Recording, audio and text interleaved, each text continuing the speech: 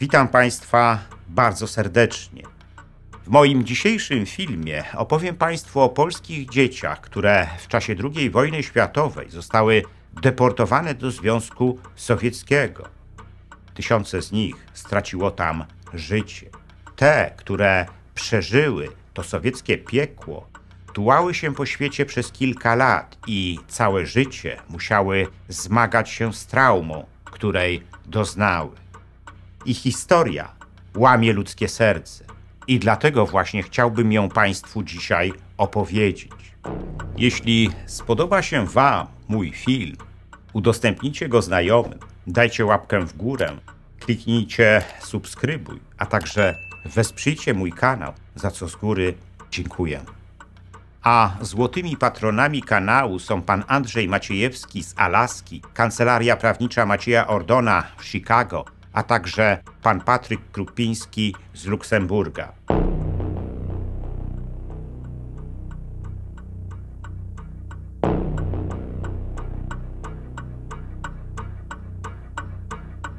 Przez 2 lata trzeba było przemierać głodem.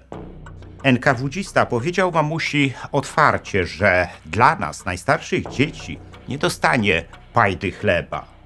Mama pracowała w odległości 30 km od lepianki baraku i wracała do domu co 2 tygodnie. To, że moi mali bracia Wiluś i Emanuel przeżyli, to zasługa siostry Emmy. Przemierzała kilometry, aby na polach kołchozu znaleźć coś do jedzenia. Czasami 2 ziemniaki, czasem marchew. Tak po latach wspominała swój pobyt na Syberii Janina Muszyńska, która po wielu latach tułaczki zamieszkała w kanadyjskim Edmonton.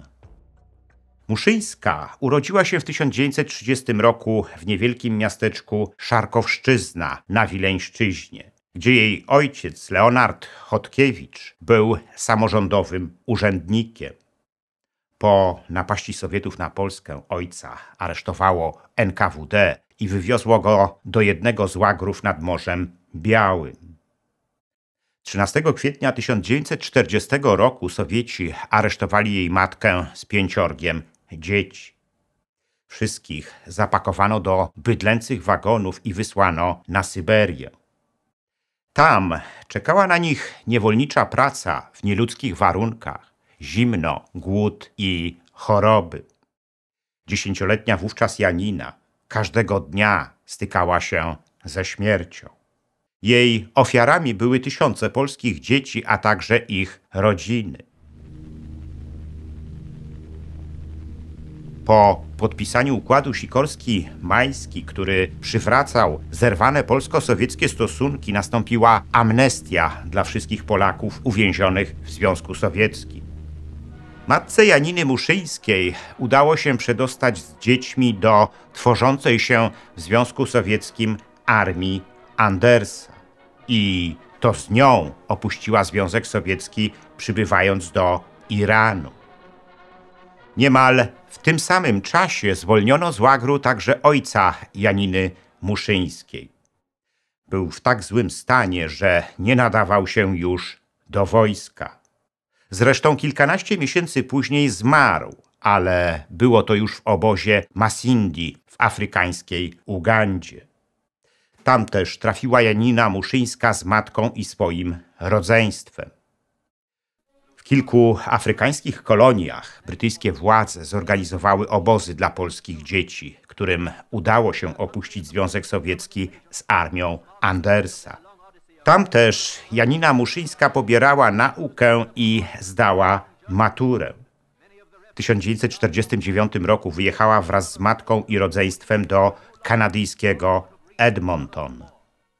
Wyszła za mąż za oficera polskiej marynarki i doczekała się dzieci, a potem wnuków. Mieszkając w Kanadzie, działała społecznie, aktywizując życie kulturalno-oświatowe tamtejszej Polonii. Nigdy nie myślała o powrocie do domu na Wileńszczyźnie, bo tego już nie było. Przez wiele lat zmagała się z traumą, która była rezultatem zesłania do Związku Sowieckiego i związanych z nim tragicznych doświadczeń. Nie było to łatwym zadaniem. Taką drogę życiową jak Janina Muszyńska przeszło tysiące polskich dzieci deportowanych do Związku Sowieckiego. Nikt do końca nie wie, ile z nich zmarło z głodu, zimna i wskutek niewolniczej pracy.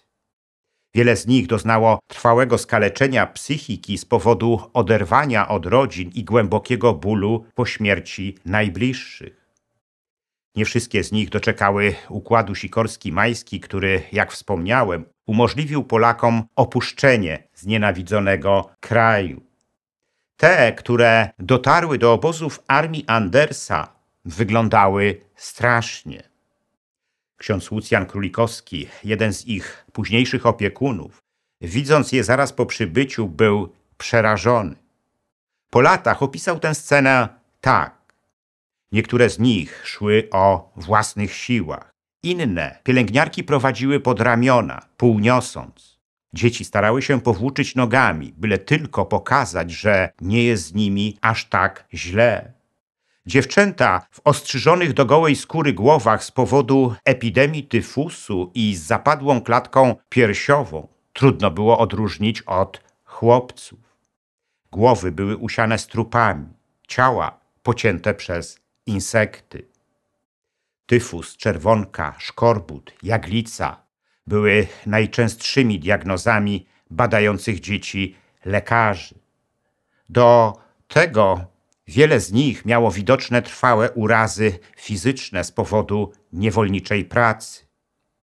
Gdy w lecie 1942 roku znalazły się w Iranie, ich drogi z armią Andersa się rozeszły. Ta ostatnia pomaszerowała dalej na wschód, aby potem zacząć swój szlak bojowy na Półwyspie Apenińskim. Tymczasem mali polscy tułacze wraz ze swoimi opiekunami znaleźli schronienie w wielu bezpiecznych krajach rozrzuconych po całym świecie. Prawie 20 000 polskich dzieci, które przybyły do Iranu z armią Andersa, schronienia udzielili Brytyjczycy w swoich afrykańskich koloniach – Ugandzie, Kenii, Tanganice, Rodezji Północnej i Południowej oraz Republice Południowej Afryki. Tam czekało na nich ponad 20 obozów, w których je umieszczono. Największymi z nich był ten w Tengeru, w Tanganice i w Masindi w Ugandzie, do którego trafiła rodzina Muszyńskiej. W tych obozach były schludne domki z gliny, pokryte palmowymi liśćmi i trawą. W środku znajdowały się najbardziej potrzebne rzeczy i moskitiery, mające chronić przed komarami i muchami, roznoszącymi wiele groźnych chorób. Bardzo szybko wokół tych domków pojawiły się ogródki i klatki z drobiem. Dzieci rozpoczęły też intensywną edukację, której wojna je pozbawiła. Prowadziły także swoje dzienniczki, które bardzo często były formą uzewnętrznienia swoich tragicznych przeżyć. Po jakimś czasie w tych obozach pojawiło się harcerstwo, kluby sportowe i wiele innych organizacji społeczno-kulturalnych. Życie dzieci powoli nabierało jakiejś normalności, ale doznana trauma jeszcze wiele razy dawała znać o sobie w ich życiu. Musiało minąć wiele lat, zanim nabrały odrobiny dystansu do swoich sowieckich przeżyć. Ale to następowało bardzo, bardzo powoli. Ksiądz Jan Sajewicz, który pracował w ugandyjskim obozie w Ifundi, zanotował scenę, która mocno zapisała się w jego pamięci. Otóż pewnego razu dzieci zauważyły wałęsającego się po obozie bardzo wychudzonego psa. Otoczyły go i zaczęły się z niego śmiać. Ksiądz Sajewicz zapytał wtedy dzieci, z czego się tak śmiejecie? Na co jedno z nich odpowiedziało, proszę księdza, to nie o to chodzi, śmiejemy się, bo ten pies na pewno przyjechał z Rosji. W głowach tych dzieci Tak mocno było zakodowane to, że to, co chude, jest na pewno z Rosji. Ale życie w afrykańskich obozach, pomimo bogatej okolicznej fauny i flory, nie było wcale łatwym życiem. Wiele dzieci zapadało na malarię bądź inne panujące w Afryce choroby. Ich pozbawione jeszcze odporności organizmy nie były w stanie się przed nimi obronić. Dlatego właśnie założono dla nich specjalny ośrodek uzdrowiskowy w kenijskiej miejscowości Rongai, położonej na wysokości prawie 2000 metrów, gdzie klimat był znacznie łagodniejszy. Tam dochodziły do zdrowia po przebytych chorobach. Pobyt polskich dzieci w afrykańskich obozach nie był poczekalnią przed ich powrotem do Polski. Po ustaleniach konferencji Wielkiej Trójki w Teheranie i Jałcie, większość z nich musiała oswoić się z tym, że już do niej nie powrócą. Ich domy na Kresach znalazły się w granicach znienawidzonego Związku Sowieckiego. Dla nich i ich opiekunów to był prawdziwy dramat. Po zakończeniu wojny Brytyjczycy zaczęli powoli likwidować afrykańskie obozy dla polskich dzieci. Ostatni z nich w Tengeru zamknięty został w 1949 roku. Ksiądz Królikowski zabrał wówczas ostatnich 150 jego mieszkańców i postanowił udać się z nimi do Kanady. Ich trasa podróży wiodła przez włoski port Salerno. Mało brakowało wówczas do tego, aby przedstawiciele komunistycznej Polski, którzy przybyli do Włoch, siłą i szantażem nie zabrali dzieci do kraju, gdzie zamierzano oddać je do domów dziecka. Władze w Warszawie wystosowały nawet notę do włoskiego rządu z żądaniem wydania im dzieci. To był najbardziej krytyczny moment w ich podróży. Na szczęście przytomność księdza Królikowskiego sprawiła, że o całej sprawie poinformował on natychmiast polski rząd na uchodźstwie, który zorganizował dla dzieci specjalny pociąg z Neapolu do niemieckiej Bremy. I dopiero stamtąd wysłano je statkiem do Kanady, gdzie dotarły we wrześniu 1949 roku. Gdy schodziły ze statku na ląd, witał je tłum z transparentami, na których widniał napis: „Jesteście nowymi Kanadyjczykami”. Tymczasem władze komunistycznej Polski nie zamierzały wcale tej sprawy odpuścić. W całym kraju organizowały wiece protestacyjne przeciwko rzekomemu porwaniu polskich dzieci do Kanady. Sam Królikowski był nazwany kidnaperem na światową skalę. Ostatecznie tylko około 3000 dzieci zdecydowało się na powrót do Polski i bardzo szybko przekonały się o tym, czy warto było do niej wracać. Wiele z nich po jakimś czasie zostało oskarżonych o działalność na rzecz obcych wywiadów i trafiło do karnych batalionów wojska, które pracowały w śląskich kopalniach. 2 lata młodsza od Janiny Muszyńskiej, Zofia Kłusek-Daniszewska przekonała się niebawem, że to nie jest ta Polska, o której marzyła, będąc w obozie w Afryce. Gdy złożyła podanie o przyjęcie do gimnazjum, kazano jej napisać szczegółowy życiorys. I taki życiorys napisała. Było w nim o wywózce przez NKWD na Syberię w 1940 roku, głodzie, chorobach, wszach, poszukiwaniu matki, którą udało się jej odnaleźć dzięki interwencji małżonki króla Jerzego VI. Wezwała ją wtedy dyrektorka szkoły i powiedziała do niej tak: „Dziecko drogie, ty nie możesz tak pisać. Napisz tak. Wyjechaliśmy do Związku Sowieckiego i byliśmy tam do roku tego i tego, a potem udaliśmy się do Afryki. Nic więcej nie pisz”. To naprawdę ważne dzieje naszej ojczyzny. Ja tak myślę, że te zesłania na Sybir to naprawdę są ważne dzieje. Żyje już niewiele osób, które jako dzieci doznały piekła nieludzkiej sowieckiej ziemi i przeszły przez afrykańskie obozy dla małych polskich uchodźców.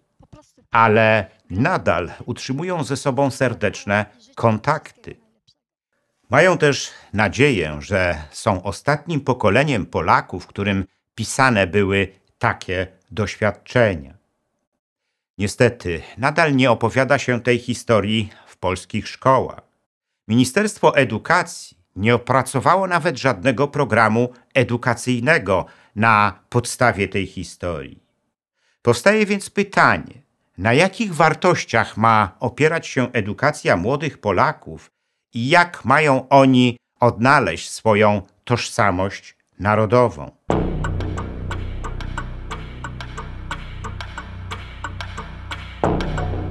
Dziękuję za liczne komentarze moich filmów i wpłaty.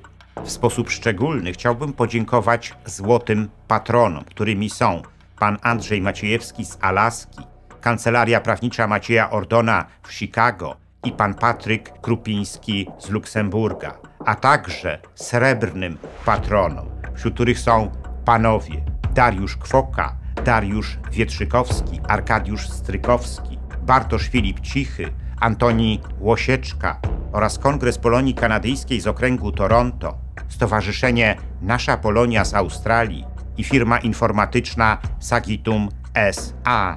Dziękuję również pozostałym patronom, gdyż każda kwota wsparcia jest dla mnie ważna. Zachęcam wszystkich do wspierania mojego kanału, co pozwoli na jego dalszy rozwój. Teraz można to zrobić nie tylko przez Patronite. Szczególnie dla patronów zagranicznych przydatne są możliwości bezpośredniego wsparcia na YouTubie w formie jednorazowej wpłaty, klikając podziękuj, a także cyklicznych wpłat, klikając wesprzyj na dole ekranu. Wpłat można też dokonywać przez PayPal oraz bezpośrednio na moje konto bankowe, którego numer widzicie teraz na ekranie. Więcej informacji na temat wspierania kanału na różne sposoby znajdziecie w opisie pod filmem.